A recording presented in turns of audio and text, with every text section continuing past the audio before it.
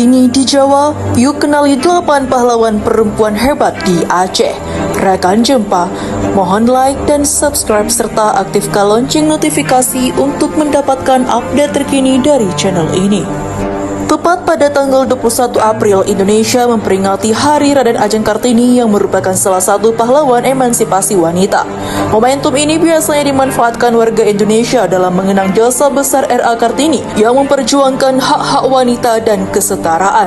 Namun, tahukah kamu jika Aceh juga memiliki pahlawan perempuan hebat yang tak kalah dengan perjuangan Kartini?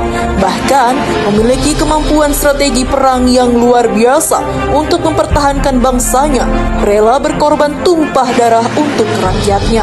Siapakah wanita-wanita hebat pahlawan dari Aceh itu? Mari simak penjelasannya yang telah dirangkum oleh Jempa Media pada Rabu 23 April 2025. 1. Laksamana Malahayati.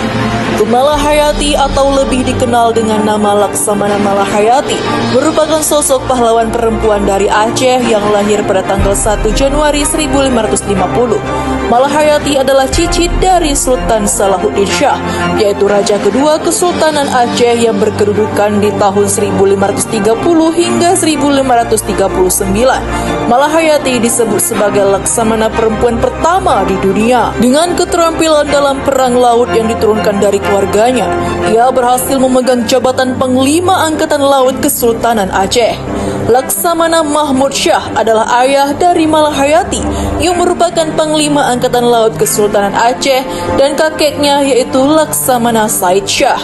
Selain itu, Laksamana Malahayati juga merupakan pendiri dari Inong Bale, yaitu pasukan perang pertama yang semua anggotanya terdiri dari janda-janda, para prajurit yang telah gugur saat bertempur melawan penjajah Portugis. Dengan tekad yang kuat, Malahayati gigih melatih sekitar 2.000 anggota Inong Bale menjadi pasukan yang sangat disegani. Di bawah kepemimpinannya, pasukan Inong Bale berhasil mengalahkan Cornelis de Houtman, yaitu orang Belanda pertama yang tiba di Nusantara dan mencoba untuk menguasai Aceh. Laksamana Malahayati juga berhasil mengalahkan armada Portugis. Reputasinya sebagai penjaga gerbang kerajaan Aceh membuat Inggris memilih mendaki jalan damai dengan menyatakan bahwa kedatangan mereka hanya ingin berdagang, bukan untuk menjajah. Hingga akhirnya Malahayati wafat pada tahun 1615 dan dimakamkan dekat bentengnya di Desa Lamreh, Krung Raya, Provinsi Aceh. Presiden Joko Widodo juga ikut mengukuhkannya sebagai pahlawan nasional pada 9 November 2017 melalui keputusan Presiden RI 2 Cut Nyak Dien. Cut Nyak Dien adalah tokoh pahlawan perempuan yang juga berasal dari Aceh dan cukup terkenal dalam sejarah Indonesia. Ia lahir pada tahun 1848 di sebuah daerah bernama Lampadang, Provinsi Aceh. Cut Nyak Dien merupakan putri dari seorang panglima perang bernama Tengku Nanta Setia dan ia adalah perempuan keturunan bangsawan dari kampung Lampagar. Cut Nyak Dien adalah sosok salah satu pahlawan yang memimpin perang Aceh melawan Belanda pada akhir abad ke-19. Cut Nyak Dien juga menjadi simbol kesetaraan gender dalam perang. Lantaran usai sang suami keduanya yaitu Tengku Umar meninggal, ia langsung memimpin gerilya dan menamakan perangnya sebagai Perang Sabil. Cut Nyak Dien pun dengan gagah berani terus berperan di garis terdepan dalam peperangan hingga akhirnya ia tertangkap oleh Belanda pada tanggal 7 November 1906. Setelah tertangkap, Cut Nyak Dien dibawa ke Kutaraja. Mendengar hal itu, rakyat Aceh langsung berdatangan untuk menjenguknya. Khawatir akan simpati tersebut bisa memicu perlawanan baru, Belanda bersiasat mengasingkan Cut Nyak Dien ke Sumedang, Jawa Barat, hingga akhir hayatnya pada tanggal 6 November 1908.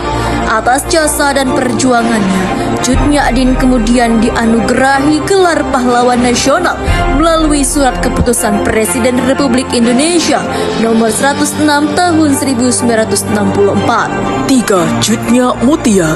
Cut Nyak Mutia lahir di Provinsi Aceh pada tanggal 15 Februari 1870. Ia merupakan anak perempuan tunggal dari pasangan Tengku bin Daud Perak dan Cut Jah. Ayahnya adalah sosok ulama sekaligus pemimpin pemerintahan di daerah Perak pada masa itu.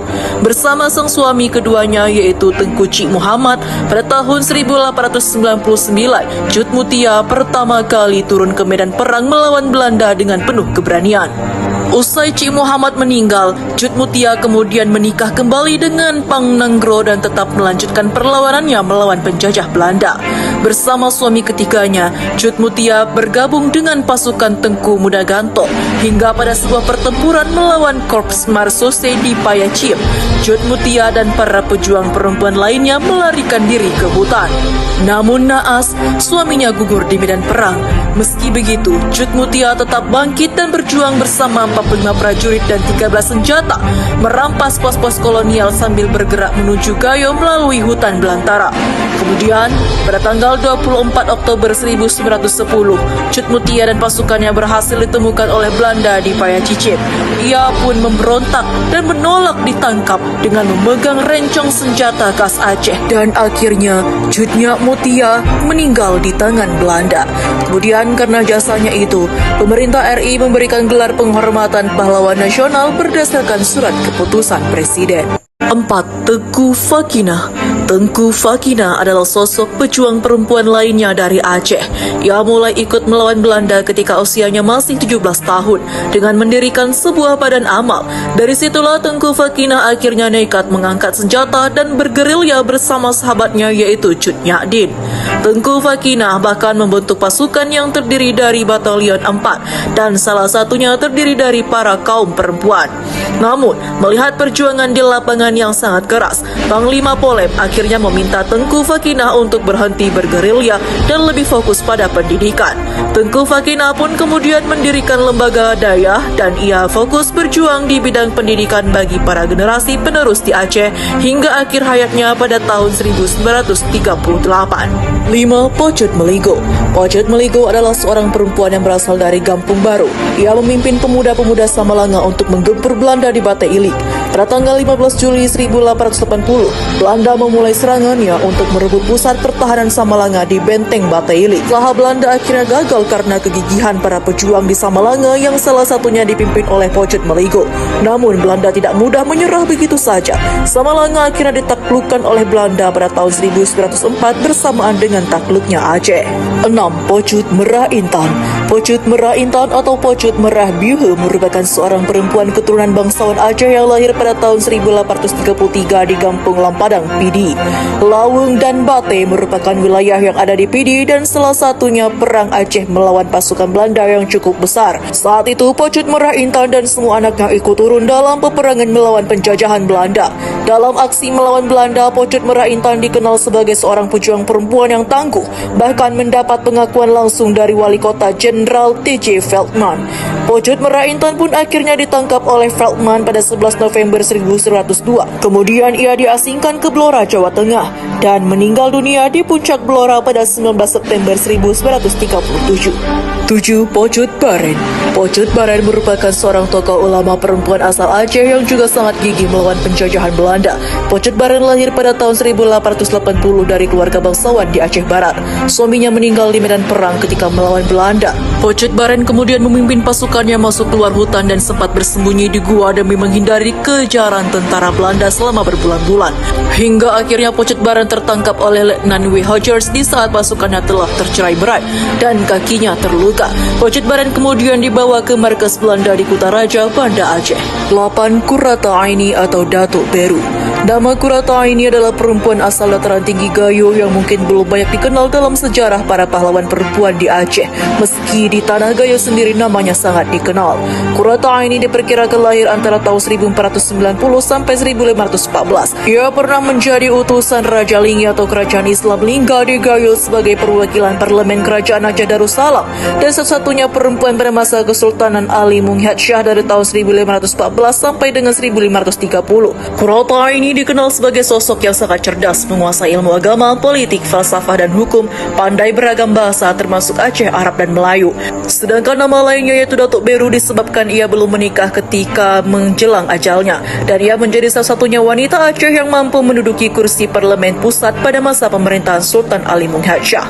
Posisi Datuk Beru sebagai satu-satunya perempuan yang berhasil menguasai hukum membuat dirinya sangat disegani di kalangan kerajaan.